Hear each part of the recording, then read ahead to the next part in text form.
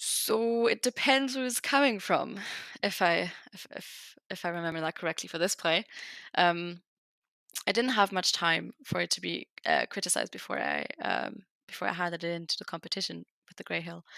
Um, so I sent it to my family, and my brother was actually the best person at criticizing, but I was always also the maddest at his criticism because I know it's right, but I don't want it to come from him.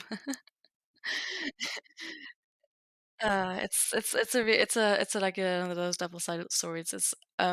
So if people criticize it constructively, um, of course there's this feeling of being rejected and no, that's not true, and that's not what I intended it to do, which means it doesn't do it. So there's always this moment where when the criticism hits, I'm like, seriously, you're just being mean right now. Until I realize, no, no one's mean. They're all just trying to help. Um, and then I get it. So it's really just a split moment when I get the criticism and I feel a little pang of hurt because I thought it was perfect.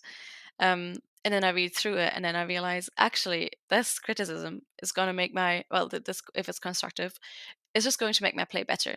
And then I can see it. And then as soon as I put it in and I read over it, I see, wait, they were right. It does make it better. Like I could have, it wasn't my full potential that I had before. And with this extra piece added, it's just better because I've had that a couple of times in the past already. I think every time I get criticized now, it's easier for me to handle it, and the pang of rejection gets smaller and smaller every time.